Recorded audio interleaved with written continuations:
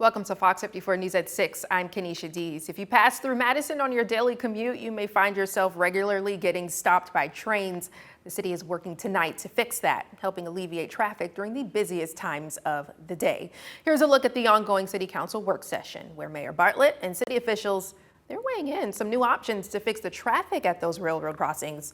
You can see they're already discussing what to do next. A major contender tonight is to bring in some new signals and notices to keep people aware of trains as they pass through the city. That would let people know ahead of time whether or not they should wait at a crossing, take a detour, or otherwise plan their route differently. We reached out to the City Council before that meeting, but they declined to comment. And with that City Council work session and meeting now underway, we'll have more information for you after that wraps up tonight on Fox 54 News at 9. And we're going to take you over to Danville. This is in Morgan County. Again, cloud cover, but you can see pretty trees to the left, red leaves signaling it's fall. Jordan and I kind of discussed it earlier. It didn't feel like fall, but it certainly looks like fall with all the trees changing their colors. Jordan, it was cloudy today, but will those clouds remain throughout the evening? Yeah, cloud cover definitely going to hold on to the Tennessee Valley through the course of the evening and then even as we head into the overnight. We did get a little bit of rain across the area very early this morning, maybe a couple of light sprinkles through the course of the afternoon.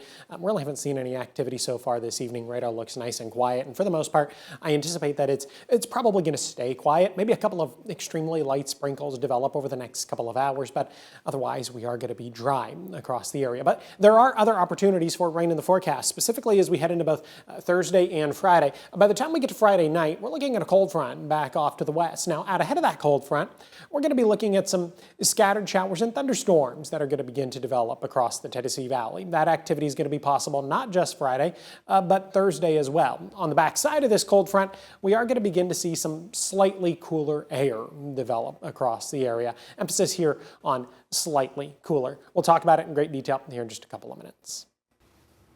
Some new changes are coming to the city of Decatur. A new zoning ordinance will serve as a guide for the city and developers as the area continues to grow. And city officials say it's long overdue. Our reporter Logan Alexander Russell gives us an overview of that ordinance.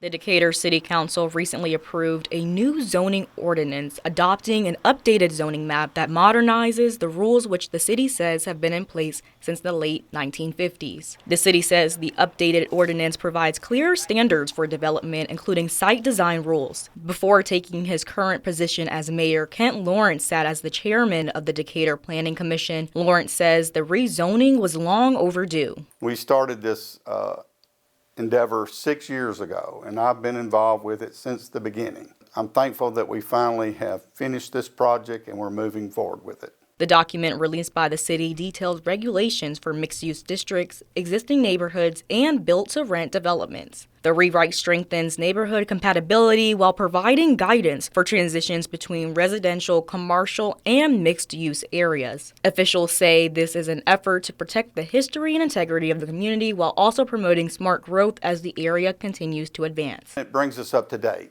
with something much more current than we had. This much more for developers to be able to look at our zoning ordinance and determine what they can and can't do. It just helps them with that.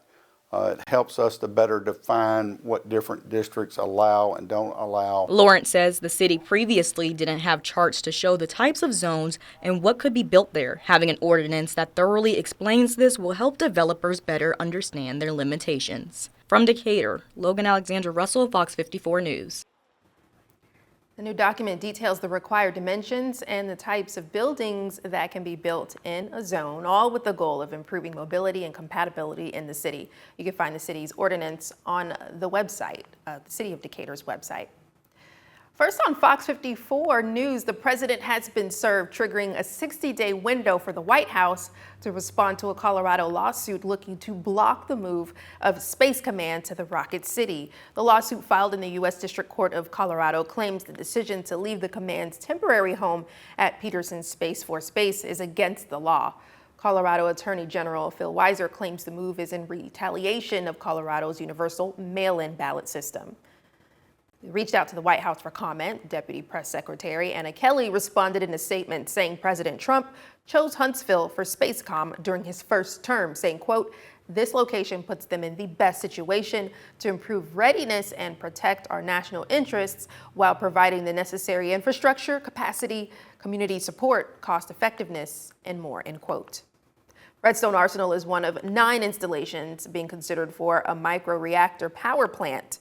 This is part of the department's Janus program, building a nuclear energy initiative designed to deliver secure and resilient power to critical defense missions. The Army looked at energy requirements, mission criticality, and infrastructure, among other factors, to help find the most suitable locations for the plants. And for more information on that, go to FOX54.com. Huntsville Police Department says it's not pressing charges in connection with the deadly shooting that happened last night. The police department says the shooting happened around 5:30 last night on the 2200 block of Braun Avenue. 34-year-old Demetrius Page got into a disagreement with someone, authorities say. Page then entered the home where he was shot. Page was pronounced dead at the hospital. Another person was also hit by that same round, but is expected to be okay. We've learned a man who ran away from a traffic stop in Coleman has been arrested. The Coleman Police Department says David Reynolds ran away during a traffic stop before crashing on County Road 704, and then he ran by foot. This sparked an hours-long search that ended with him getting caught. Reynolds is charged with attempting to elude and unlawful possession of drug paraphernalia.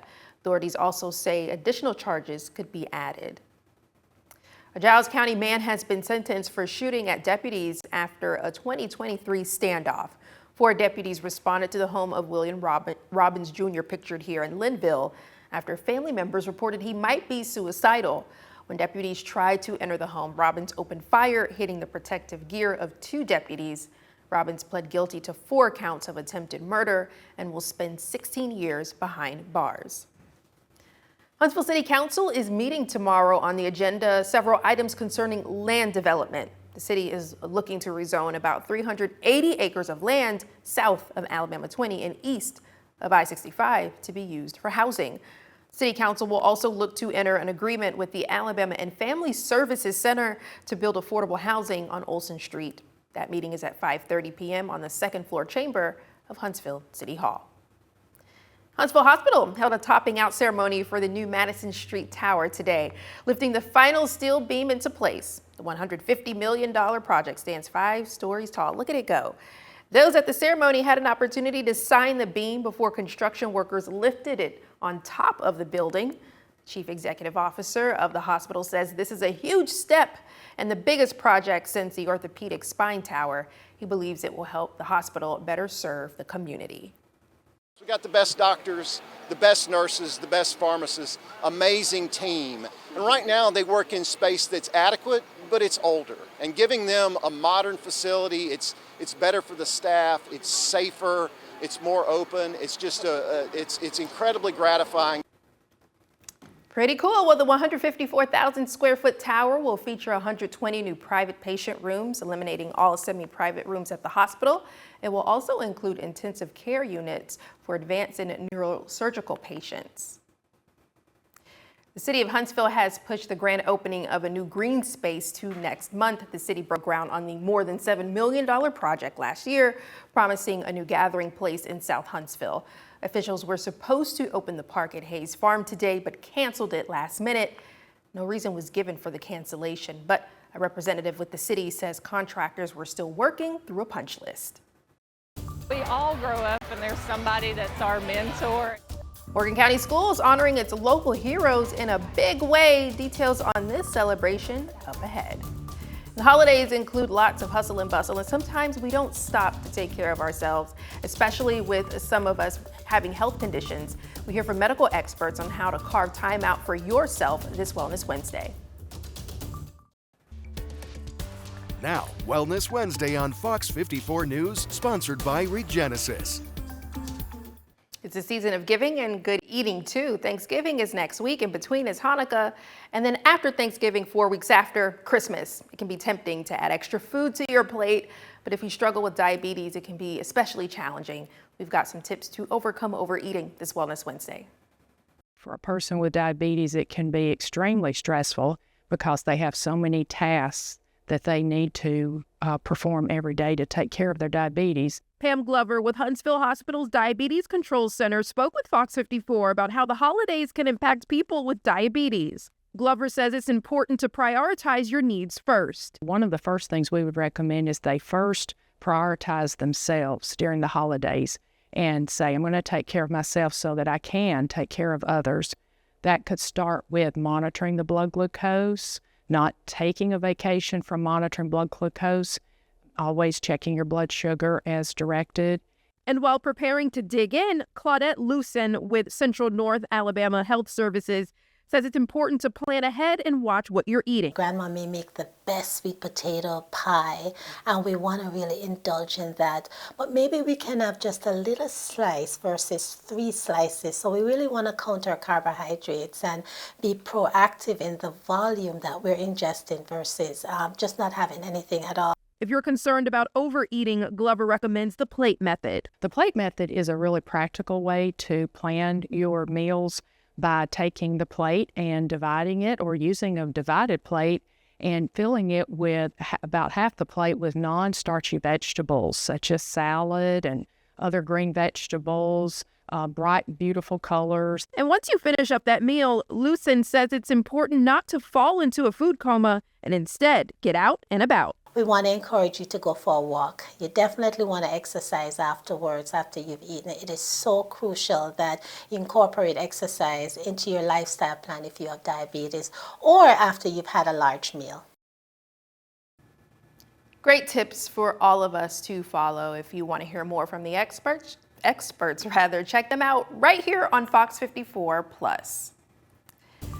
And speaking of the holidays, a tradition returns to the city of Athens. We've got the details on when and where you can join the fun. And Jordan, we've seen some cloudy skies, even some rain.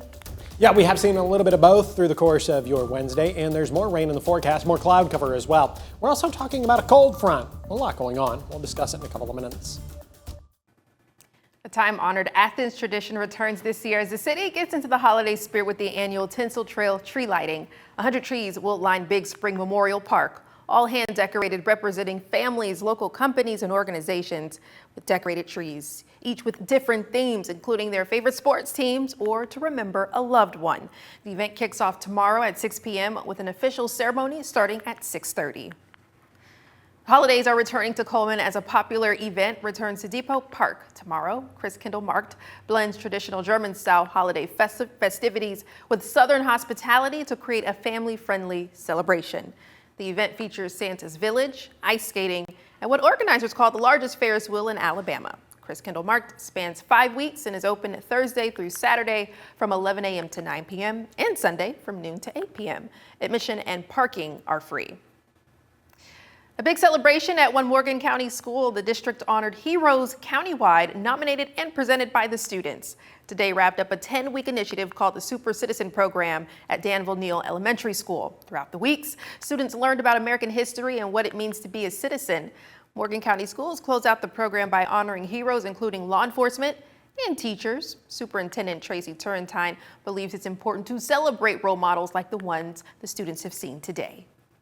We all grow up and there's somebody that's our mentor, and to have kids that have them in their schools every day that they look up to is very important. We want our kids to have that person, and today we get to show that person they are the person. Yes, congratulations to all of those honored heroes. The event was hosted by the nonprofit organization Liberty Learning Foundation. Now, the Tennessee Valley's certified most accurate forecast from the Fox 54 Weather Impact Team.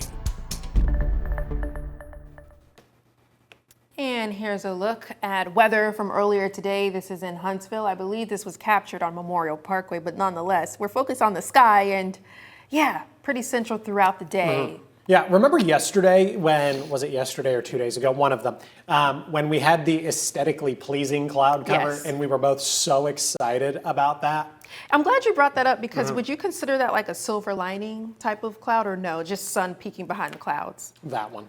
Okay, Yeah, probably that one. This is not that. This is in no way, shape, or form aesthetically pleasing. This is what I would call sad. Sad. Well, I'm sure you'll tell us soon whether the sun will return. It's not going to return in full strength anytime too soon, that's for sure. Several opportunities for rain in the forecast. Now, through the course of the afternoon, we did get a couple of peaks of sunshine here and there, but honestly, I noticed when I was spending some time outside earlier this afternoon that the sun would come out, and then it would come out for like 45 seconds, maybe a minute or two, and then it would get covered by the clouds again. And then an hour later, it would come out for another 45 seconds, a minute or two, and then it would get covered by the cloud cover again. We didn't see any rain through the course of the afternoon. If we did, it was just a couple of light sprinkles. Radar looks nice and quiet this evening, and with the exception of a couple of light sprinkles over the next couple of hours, we're probably going to stay dry. But there are other opportunities for rain in the forecast, like I just mentioned a second ago. Opportunities both Thursday and Friday. As a matter of fact, by the time we get to Friday night, we're looking at a cold front back off to the west. Now, that cold front is going to push its way into the Tennessee Valley Friday night, early into Saturday morning. But as we head into your Friday afternoon, we are talking about opportunities for rain. And then beginning to see a little bit of rain develop across the area as we head into your Thursday afternoon. Here we are at the lunch hour on Thursday, 12:30, 1 o'clock in the afternoon. Some more widespread rain back across northeast Mississippi, then heading up into southern Tennessee. Some of that could build into the Tennessee Valley through the early and middle part of the afternoon, lingering with us as we head into the early part of the evening. Maybe a couple of rumbles of thunder here, maybe some pockets of heavier rain at this point that we could definitely use across the Tennessee Valley. So we're going to be excited about it. By the time we get to Thursday night, many of us are beginning to dry out. A couple of sprinkles are going to be possible. A couple of sprinkles possible through the overnight, early into Friday morning. The Friday morning commute could come with some widespread rain across the Tennessee Valley. And then this is what we're going to talk about through the course of Friday afternoon. We're going to talk about some periods of time when it's raining, but then we're also going to see periods of time where it's nice and dry, and maybe we get a couple of breaks in the cloud cover. In that case, it's going to remain the same as we head into Friday night, early into Saturday morning. We could use some rain. Rain so far this month at Huntsville International, just 7/100ths of an inch of rain. Over in the Shoals, we have seen just a quarter of an inch of rain as of November 19th. Normally, November brings a significant amount of rain to the area. Temperatures definitely on the warmer end of the spectrum this evening. Many of us sitting in the mid and upper 60s. We're only going to drop into the upper 50s as we head into the overnight. I've got a low right around 58 degrees, and I do think a little bit of patchy dense fog is going to develop across the area. And that could be with us through the earliest hours of the Thursday morning commute. 60 degrees at 7 o'clock in the morning, 63 at 8, 67 by 9, lower 70s by the time we get to 10 a.m. Have a good look at the next 7 days. 76 for your Thursday, 71 on Friday. Holding on to the 70s as we head into the weekend. Even on the backside of that cold front, we're still going to be in the 70s. 74 Saturday, 70 Sunday, 70 degrees on Monday. Now, we do begin to see temperatures drop a little bit by the time we get to next Tuesday and Wednesday, but temperatures are still going to be well above average even as we head into the middle part of next week. Approaching Thanksgiving at this point is 67 on Tuesday, 67 degrees by the time we get to next Wednesday. The average high temperature for this time of year, right around 62 or 63 degrees. It was a bittersweet day for the Huntsville Police Department's K-9 unit as they say goodbye to one of their partners. Here's a listen. Yes!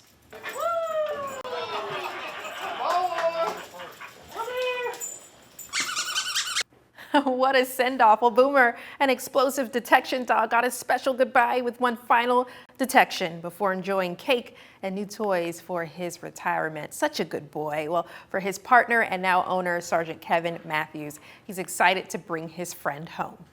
I signed the release and I take custody of the dog, and there's restrictions that we have, but he's my pet. He's treated as a pet. I actually bought him a tag for his collar, because we don't keep dog tags on the dogs. So I got one for him. So it's got his name and everything, and a phone number to contact me just in case. But he's just a pet now. He's just going to play and have a good time, go on walks and things like that. That is too sweet. Well, while Sergeant Matthews did have to pay to get ownership of Boomer, he only had to pay the city $1. Happy retirement, Boomer. As you prepare for your Thanksgiving meals, plenty of pets are also preparing to invite themselves to dinner. Arrow exterminators shared some tips about what you can do to protect yourself from those pests. Remember to clean up spills immediately and store holiday goodies in airtight containers before cooking. Inspect all food for potential infestations and check expiration dates. Also, make sure to store decorations in airtight containers and inspect them outdoors before bringing them inside. If you have questions, contact a pest professional. Well, what's new with sports? Well, the Huntsville-Madison County Sports Hall of Fame, they're set to induct 12 new members next spring. We'll talk to a few of them next. Stay tuned. Fox 54 Sports is sponsored by Alpha Insurance. Hey everyone, Madison County has its fair share of great student athletes on the prep, college, and even pro level. Every year, the greatest of those athletes are recognized by the Huntsville-Madison County Sports Hall of Fame. Today, we learned about the 12 new inductees who will be celebrated next spring.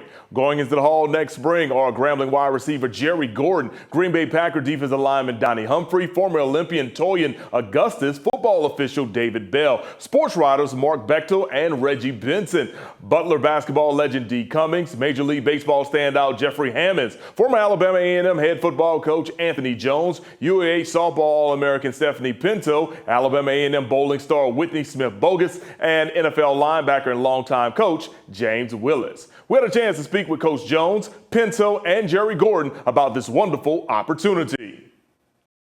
It's huge, and I'm so grateful for it. I don't even know. I really honestly don't have words for this other than this is just amazing. It's a very proud moment for me. So, and I'm grateful to everyone who mentored me throughout my career. It's really special. You're not going to be around a lot of things for 12 years, particularly in coaching, and for us to have kind of a stronghold here for 12 years. We've had success. Of course, we've had failures, but we had a chance to grow as a team, as people. There's just a lot of great memories involved. Awesome accomplishment. I thank the board for giving me and my family an opportunity to celebrate this while we're still alive. And congrats goes out to everyone. Remember, all of the inductees will be honored during a banquet on April 13, 2026. Mark your calendars. And once again, it's at the BBC. Now, coming up tonight in sports on Fox 54, I've got some college basketball to talk about. Kanisha. Also coming up on Fox 54 News at 9, a city council work session addressing a major issue with railroad crossings. We'll tell you what was said in that Madison meeting. It's the latest move by the Trump administration to begin dismantling the Department of Education after an executive order was signed earlier this year. We'll break it all down.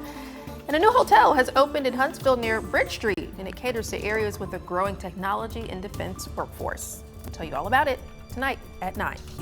Before we let you go, it's time to get those letters to Santa in the mail. Monday marked the start of the U.S. Postal Service's annual letter adoption. Operation Santa gives children and families the opportunity to write letters to jolly old St. Nick. People can then adopt a letter from a child to make sure those holiday wishes are fulfilled. This year, you can choose to adopt a family as a team to ensure requests from the same household are met. That is too sweet. Have you all ever written a letter to Santa? Oh, many. I still might write a letter to Santa. I've still got a wish list 1.5 miles long. The question is, do you think you made the naughty list or the nice list this That's year? debatable, and I'm happy to admit such things. What about you, I Mom? remember writing a few letters, and of course, now I guess I'll be getting ready to be doing the same with a little one running around the house. What is on his wish list this year? Do we know that yet? A swing set. That Pricey. Yes. remind me to tell Mo that I am highly unavailable to go help construct such things. And see, that's the thing I'm more worried about. Like, who am I going to get to help me do that? Oh boy, it's a tall order this year. Indeed. All right, well, thanks for watching. We'll see you tonight at 9.